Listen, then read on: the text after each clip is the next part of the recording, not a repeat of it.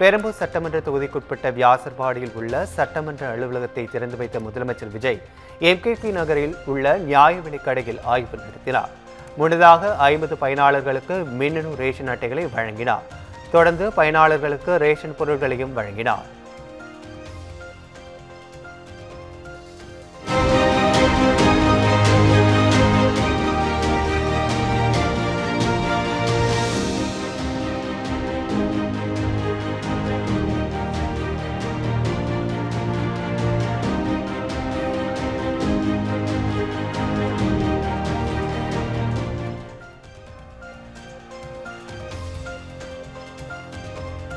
மதுரை அருகே சாலை விபத்தில் உயிரிழந்தோரின் குடும்பத்திற்கு தமிழக முதலமைச்சர் விஜய் நிதியுதவி வழங்கி உத்தரவிட்டுள்ளார். மதுரை மாவட்டம் மேலூர் வட்டம் கொட்டாம்பட்டி அருகே இன்று அதிகாலை அரசு பேருந்தும் தனியார் ஆம்னி பேருந்தும் நேருக்கு நேர் மோதிக்கொண்ட பயங்கர விபத்தில் பெண், முதியவர் உள்பட 6 பேர் சம்பவ இடத்திலேயே உடல் நசுங்கி பரிதாபமாக உயிரிழந்தனர். மேலும் படுகாயமடைந்த 42 பேர் மருத்துவமனையில் தீவிர சிகிச்சை பெற்று வருகின்றனர். இதுகுறித்து தமிழக முதலமைச்சர் விஜய் விபத்தில் உயிரிழந்த 6 பேரின் குடும்பத்தினருக்கும் அவர்களது உறவினர்களுக்கும் தனது ஆழ்ந்த இரங்கலையும் ஆறுதலையும் தெரிவித்துள்ளார். மேலும் முதலமைச்சரின் பொது நிவாரண நிதியிலிருந்து உயிரிழந்தவர்களின் குடும்பத்தினருக்கு தலா 3 லட்சம் ரூபாயும், படுகாயமடைந்த 7 நபருக்கு தலா 1 லட்சம் ரூபாயும், லேசான காயமடைந்த 15 நபர்களுக்கு தலா 50,000 ரூபாயும் வழங்க உத்தரவிட்டுள்ளார்.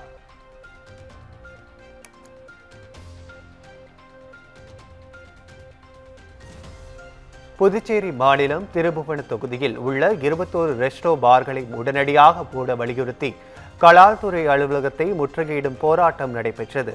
இந்த மதுபான கடைகளால் பள்ளி, கல்லூரி மாணவர்கள் மற்றும் பொதுமக்கள் அவதியடைந்து வருவதாக குற்றச்சாட்டு எழுந்துள்ளது.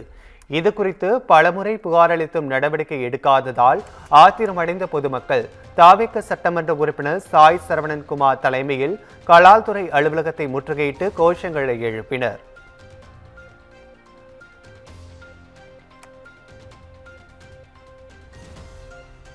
போக்சோ சட்டம் தவறாக பயன்படுத்தப்படுவது தொடர்பான வழக்கு விசாரணையில் காத்திரமான கருத்து தெரிவித்த உச்சநீதிமன்றம், இளம் வயது ஆண்களும் பெண்களும் பழகுவதையும் கூடுவதையும் சட்டத்தால் தடுத்து நிறுத்த முடியுமா என்று கேள்வி எழுப்பியுள்ளது. 10 பருவத்தினரின் சுதந்திரம் தொடர்பான வழக்கை தாமாக முன்வந்து விசாரணை நடத்திய உச்சநீதிமன்றம், போக்சோ என்பது சிறுவர் சிறுமியர் மீதான பாலியல் வன்கொடுமைக்கு எதிரான சட்டம் என்பதை தெளிவுபடுத்தியுள்ளது. 15 வயது முதல் 18 வயது வரை ஆர்வம் பரிசோதனைக்குரிய வயது. இந்த வயதில் இருபாலரும் பழகுவது எப்படி போக்சோ சட்டத்திற்கு உட்படும் என்றும் நீதிபதிகள் கேள்வி எழுப்பினர்.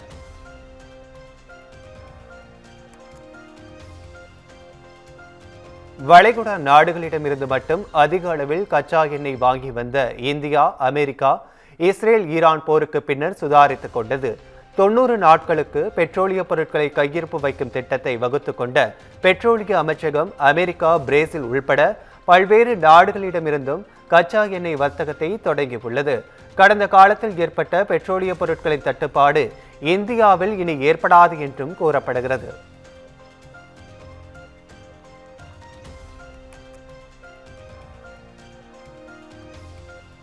சென்னை விமான நிலையத்தில் மலேசியாவில் இருந்து கடத்தி வரப்பட்ட 4 கிலோ கஞ்சா பறிமுதல் செய்யப்பட்டது. மலேசியாவில் இருந்து சென்னை விமான நிலையத்திற்கு வந்தடைந்த பயணிகளை சுங்கத்துறை அதிகாரிகள் சோதனை செய்தனர். அப்போது ஒரு பயணியின் சூட்கேஸுக்குள் 4 கிலோ 639 கிராம் உயர் ரக கஞ்சா மறைத்து வைத்திருப்பதை கண்டறிந்தனர்.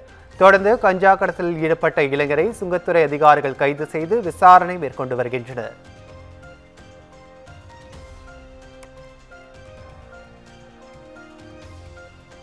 அறுபது வயதான கோவில் யானைக்கு ஓய்வு அளிக்க கோரி தொடரப்பட்ட வழக்கின் மீதான தீர்ப்பை தேதி குறிப்பிடாமல் சென்னை உயர்நீதிமன்றம் ஒத்திவைத்துள்ளது.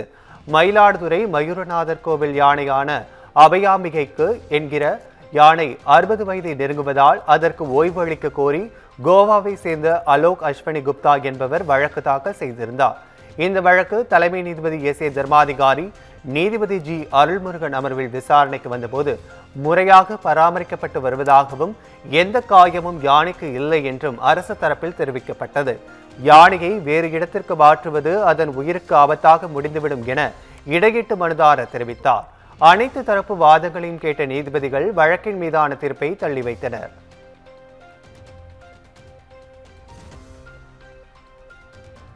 திரைப்பட பாடலாசிரியரும் கவிஞருமான வைரமுத்துக்கு ஞானபீட விருது வழங்கப்பட்டது. 60வது ஞானபீட விருது விழா டெல்லியில் நடைபெற்றது. இதில் கவிஞர் வைரமுத்துக்கு இந்தியாவின் இலக்கியத்திற்காக வழங்கப்படும் உயரிய விருதான ஞானபீட விருதை முன்னாள் அமைச்சர் கரண் சிங் வழங்கி கௌரவித்தார். இந்த விருதுடன் 11 லட்சம் ரூபாய் பரிசுத் தொகை, பாராட்டு பத்திரம், ஞான தேவதை வெண்கல சிலை ஆகியவை வழங்கப்பட்டன.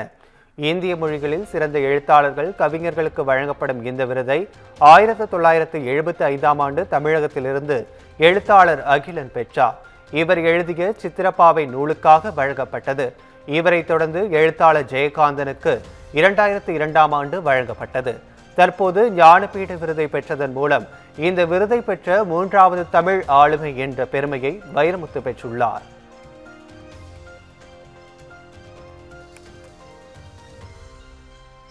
தமிழ்நாடு பாடநூல் மற்றும் கல்வியியல் பணிகள் கழகத்தின் தலைவராக லயோலா மணி நியமிக்கப்பட்டுள்ளார். இதற்கான நியமன ஆணையை தமிழக முதலமைச்சர் விஜய் வழங்கினார். இந்நிலையில் பள்ளிக்கல்வித்துறை அமைச்சர் ராஜ்மோகன் உடனிருந்தார். நியமன ஆணையை பெற்றுக்கொண்ட லயோலா மணி கல்வித்துறையின் முன்னேற்றத்திற்காக முழு அர்ப்பணிப்புடன் செயல்படுவேன் என உறுதி அளித்துள்ளதாக தகவல் வெளியாகியுள்ளது. தமிழ்நாடு பாடநூல் மற்றும் கல்வியியல் பணிகள் கழக தலைவராக லயோலா மணி 3 ஆண்டுகள் பதவி வகிப்பார். முன்னதாக திமுக ஆட்சி காலத்தில் திண்டுக்கல் லியோனி வந்தார் என்பது குறிப்பிடத்தக்கது.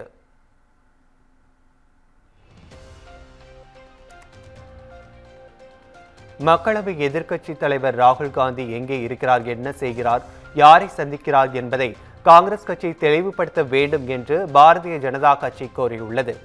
அண்மையில் வெளிநாடு சென்ற ராகுல் காந்தியின் செய்கைகள் மர்மமாக இருப்பதாக பாஜக சாடியுள்ளது. வயநாடு நிலச்சரிவு துயரத்தில் கூட ராகுல் காந்தி பங்கேற்காமல் பிரியங்கா காந்தியை அனுப்பி வைத்ததை பாஜக கேள்வி எழுப்பியுள்ளது.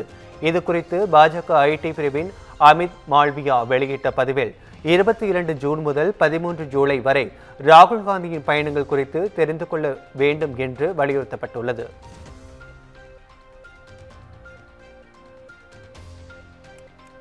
தமிழகத்தில் ஜனவரி முதல் மே மாதம் வரை மட்டுமே ஜல்லிக்கட்டு, மஞ்சுவிரட்டு போன்ற போட்டிகள் நடத்த அனுமதி என்ற அரசாணையை முறையாக பின்பற்ற வேண்டும் என உயர்நீதிமன்ற மதுரை அமர்வு உத்தரவிட்டுள்ளது. சிவகங்கை மாவட்டம் மின்னல் கொடிப்பட்டியில் வரும் 17ஆம் தேதி நடைபெறுவதாக அறிவிக்கப்பட்ட ஜல்லிக்கட்டுக்கு எதிரான வழக்கு நீதிபதிகள் சி.வி. கார்த்திகேயன், சக்திவேல் அமர்வு முன் விசாரணைக்கு வந்தது. அப்போது தமிழகத்தில் ஜனவரி முதல் மே மாதம் வரை மட்டுமே ஜல்லிக்கட்டு நடத்த அரசு அனுமதி உள்ள சூழலில் தற்போது ஜல்லிக்கட்டு நடத்த திட்டமிடப்பட்டுள்ளதாக மனுதாரர் தரப்பில் வாதிடப்பட்டது. இதனை பதிவு செய்து கொண்ட நீதிபதிகள் அரசாணைப்படியே ஜல்லிக்கட்டு நடத்தப்பட வேண்டும் என்றும் இதனை மாவட்ட ஆட்சியர்கள் மற்றும் காவல் கண்காணிப்பாளர்கள் முறையாக கண்காணிக்க வேண்டும் என உத்தரவிட்டனர்.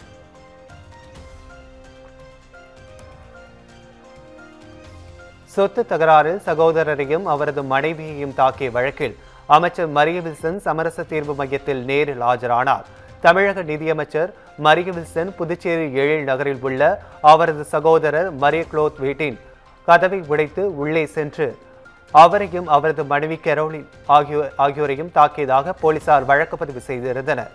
இந்த வழக்கில் நேரில் ஆஜராக மரிய வில்சனுக்கு புதுச்சேரி நீதிமன்றம் உத்தரவிட்ட நிலையில் சென்னை உயர்நீதிமன்றம் சமரச தீர்வு மையத்தில் தீர்வு காண உத்தரவிட்டது. அதன்படி சமரச தீர்வு மையத்தில் அமைச்சர் மரிய வில்சன், அவரது தந்தை, சகோதரரின் மனைவி ஆகியோர் ஆஜராகினர். 1 மணி நேரத்திற்கும் மேலாக நீடித்த சமரச பேச்சுவார்த்தை நிறைவடையாததால் விசாரணை வரும் 21ஆம் தேதிக்கு தள்ளி வைக்கப்பட்டுள்ளது.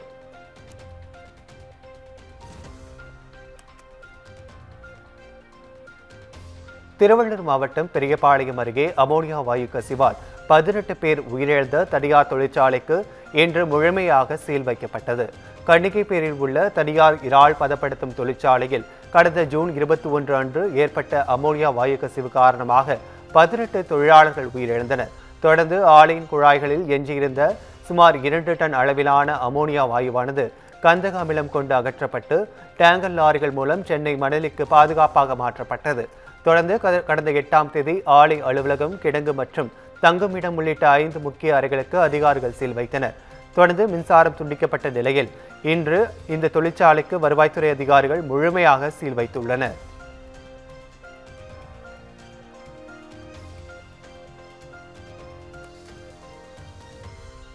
சென்னை மாதவரம் பகுதியில் பேருந்தில் பெண்ணிடம் பாலியல் சீண்டலில் ஈடுபட்ட நபரை தட்டி கேட்ட மற்றொரு பெண்ணை தாக்கிய சம்பவம் பெரும் பரபரப்பை ஏற்படுத்தியுள்ளது.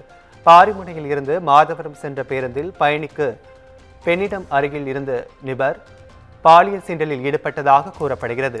இதனை தட்டி கேட்ட மற்றொரு பெண்ணை அந்த நபர் தாக்கிவிட்டு தப்பிச் சென்றுள்ளார். இது குறித்த புகாரின் பேரில் விசாரணை மேற்கொண்ட போலீசார் இச்சம்பவம் தொடர்பாக மாதவரத்தை சேர்ந்த லிங்கப்பன் என்பவரை கைது செய்து சிறையில் அடைத்தனர்.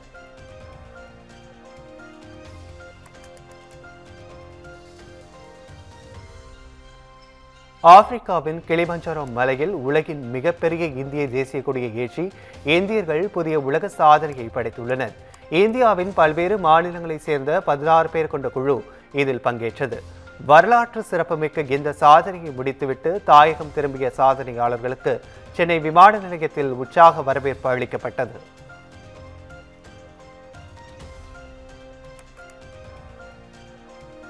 சாகித்ய அகாடமி விருது பெற்ற எழுத்தாளர் பூமணியின் மறைவு தமிழ் இலக்கியத்திற்கு பேரிழப்பு எனவும், மறைந்த எழுத்தாளர் பூமணிக்கு முதல்வர் விஜய் தலைமையிலான அரசு மரியாதை கொடுத்து கௌரவிக்க வேண்டும் என சாகித்ய அகாடமி விருது பெற்ற எழுத்தாளர் சோ தர்பன் வலியுறுத்தியுள்ளார். தூத்துக்குடி மாவட்டம் கோவில்பட்டியில் செய்தியாளர்களை சந்தித்த அவர் இதனை தெரிவித்தார். பூமணி அவர்கள் இலக்கியத்திற்கு எவ்வளவு பங்களிப்பை செய்திருக்கிறாரோ அதே அளவு திரைப்படத்துறையிலும் அவர் தன்னுடைய காத்திரமான பங்களிப்பை செய்திருக்கிறார். அன்னாருடைய மறைவு என்பது தமிழ் இலக்கியத்திற்கு ஒரு பேரிழப்பு. குறிப்பாக கரிசல் பிரதேச மக்களுக்கும் புதிதாக எழுத வருகின்ற இளம் எழுத்தாளர்களுக்கும் அவருடைய படைப்புகள் ஒரு முன்னோடியாக இருக்கும். முந்தைய திராவிட முன்னேற்றக் கழக அரசு இதே கோயில்பட்டியிலே காலமான எங்களுக்கெல்லாம் குருநாதர், பூமணிக்கும் குருநாதர், எனக்கும் குருநாதர் கி ராஜநாராயணன் அவர்களுக்கு அரசு மரியாதை அளித்ததோடு அவருக்கு ஒரு பிரம்மாண்டமான ஒரு மணிமண்டபத்தை இங்கே அமைத்திருக்கிறார்கள். ஒரு முக்கியமான இடத்திலே எழுத்தாளர்களை ரொம்பவும் கௌரவப்படுத்திய அரசு திராவிட முன்னேற்றக் கழக அரசு. அதே பாணியிலே தற்போது பதவியில் இருக்கக்கூடிய முதலமைச்சர் திரு விஜய் அவர்கள் சென்ற வாரம் கோவையிலே காலமான கவிஞர் புவியரசு அவர்கள் சாகித்ய அகாடமி விருது பெற்ற எழுத்தாளர், அவருக்கும் அரசு மரியாதையை செலுத்தியது. எழுத்தாளருடைய மத்தியிலே, இலக்கியவாதியின் மத்தியிலே ஒரு மிகுந்த வரவேற்பை அது பெற்றது. அதன் அடிப்படையில் சாகித்ய அகாடமி விருது பெற்ற எழுத்தாளரான பூமணி அவர்களுக்கும் அரசு மரியாதையை செலுத்த வேண்டும் என்று கேட்டுக்கொள்கின்றேன்.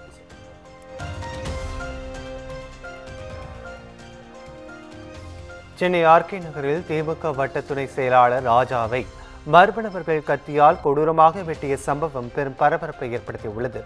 இவர் தனது வீட்டின் அருகே நின்று கொண்டிருந்த போது அடையாளம் தெரியாத நபர்கள் அவரை விரட்டி தாக்கியுள்ளனர்.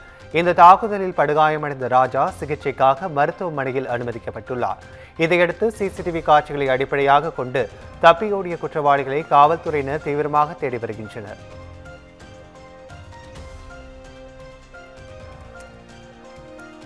சோழிங்கநல்லூர் சட்டமன்ற தொகுதியில் உள்ள அரசு பள்ளியில் அத்துமீறி நுழைந்த 10க்கும் மேற்பட்ட தாவேக்காவினர் முதலமைச்சர் படத்தை பள்ளியில் மாட்டி மாணவர்களுக்கு இடையூறு கொடுத்த வீடியோ வெளியாகியுள்ளது. மக்கள் பிரதிநிதி அல்லாதோர் அரசு அலுவலகம், பள்ளி மற்றும் மருத்துவமனைகளில் ஆய்வு செய்வது, அங்குள்ளவர்களுக்கு தொந்தரவு செய்வது போன்ற செயல்களில் ஈடுபடக்கூடாது என தாவேக்கா கட்சி உத்தரவிட்டிருந்தது. பள்ளிக்குள் இதுபோன்று நுழையக்கூடாது என பள்ளிக்கல்வித்துறை அமைச்சர் ராஜ்மோகனும் அறிக்கை வெளியிட்டிருந்தார். ஆனால் அனைத்தையும் காற்றில் பறக்கவிட்ட தாவேக்காவினர் சென்னை சோழிங்கநல்லூர் தொகுதிக்குட்பட்ட சந்தோஷபுரம் பகுதியில் உள்ள அரசு நடுநிலைப் பள்ளிக்குள் புகுந்து முதலமைச்சர் விஜயின் படத்தை மாட்டியுள்ளனர். வகுப்புகள் நடந்து கொண்டிருந்த நேரத்தில் அத்துமீறிய தாவேக்கா நிர்வாகிகளின் செயலால் பெற்றோர் கடும் அதிருப்தி அடைந்துள்ளனர்.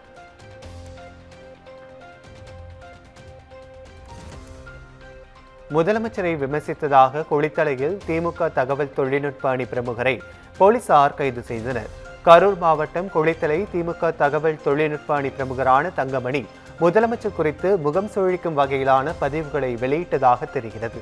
இதையடுத்து அவர் மீது நடவடிக்கை எடுக்க கோரி தாவேக்கா நகர செயலாளர் விஜயகுமார் காவல் நிலையத்தில் புகார் அளித்தார்.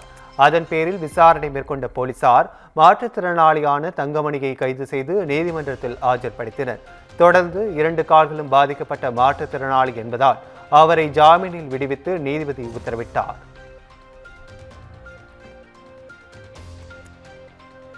கல்வி நிறுவனங்களில் அரசியல் நிகழ்ச்சிகள் நடத்தியது தொடர்பாக தாவேக்காவுக்கு எதிராக தாக்கல் செய்த வழக்கை அதிமுக நிர்வாகி வாபஸ் பெற்றார்.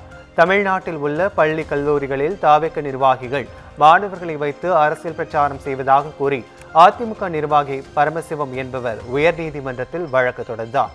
இந்த வழக்கு தலைமை நீதிபதி தர்மாதிகாரி ஜி அருள்முருகன் முன்பு விசாரணைக்கு வந்தது. அப்போது ஏற்கனவே உத்தரவு போடப்பட்டுள்ளதாகவும் ஏன் வழக்கு மேல் வழக்கு தாக்கல் செய்யப்படுகிறது என்றும் நீதிபதிகள் கேள்வி எழுப்பினர்.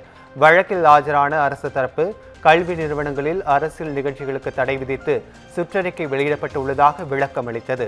இதை ஏற்றுக்கொண்ட நீதிபதிகள் மனுவை திரும்பப் பெற அறிவுறுத்தினர்.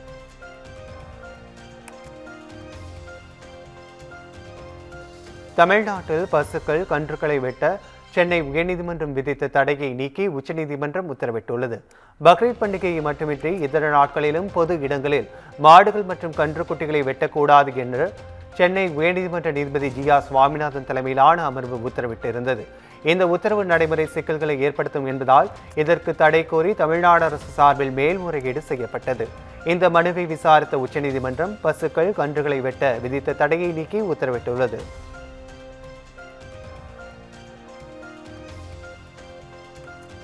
பெண்களின் பாதுகாப்பு, போதைப் பொருட்கள் புழக்கத்தை முற்றிலுமாக கட்டுப்படுத்த தவறிய தாவேக அரசை கண்டித்து அதிமுக சார்பில் வரும் 18ஆம் தேதி கண்டன ஆர்ப்பாட்டம் நடைபெறும் என அக்கட்சியின் பொதுச் செயலாளர் எடப்பாடி பழனிசாமி தெரிவித்துள்ளார். அவர் வெளியிட்டுள்ள அறிக்கையில் திருச்சி மாவட்டம் சிறுகளப்பூர் பகுதியில் ஒரு பெண் பாலியல் வன்கொடுமைக்கு ஆளாக்கப்பட்டு சடலமாக மீட்கப்பட்டுள்ளதாக குறிப்பிட்டுள்ளார்.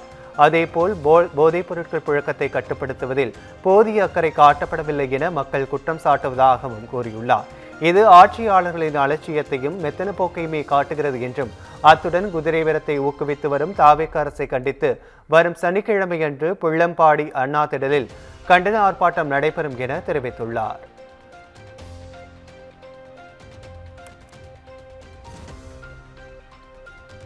சென்னை அம்பத்தூரில் தனியார் மருத்துவமனையில் அனுமதிக்கப்பட்ட 5 வயது சிறுமி தவறான சிகிச்சையால் உயிரிழந்த விவகாரத்தில் 8 மாதங்களுக்கு பிறகு உடலை தோண்டி எடுத்த சம்பவம் பெரும் பரபரப்பை ஏற்படுத்தியுள்ளது. அத்திப்பட்டு செல்லியம்மன் நகர் சீனி அலெக்சாண்டர் ஜிஷா தம்பதியின் 5 வயது மகள் கடந்த ஆண்டு டிசம்பர் 3ஆம் தேதி காய்ச்சல் காரணமாக அம்பத்தூர் தனியார் மருத்துவமனையில் அனுமதிக்கப்பட்டு மறுநாள் உயிரிழந்தார். மரணத்தில் சந்தேகம் என பெற்றோர் புகார் அளித்ததன் அடிப்படையில் நடத்தப்பட்ட விசாரணையில் மருத்துவர்கள் சரோஜினி மற்றும் ராஜா திக்விஜய் தேஜா ஆகியோரின் அலட்சிய சிகிச்சையை இறப்புக்கு காரணம் என தெரிய வந்தது. இதையடுத்து இருவர் மீதும் வழக்கு பதிவு செய்யப்பட்ட நிலையில் இறையமங்கலம் கிறிஸ்துவ இடுகாட்டில் அடக்கம் செய்யப்பட்ட சிறுமியின் உடல் திருவள்ளூர் கோட்டாட்சியர் முன்னிலையில் தோண்டி எடுக்கப்பட்டு உடற்கூறு ஆய்வு செய்யப்பட்டது.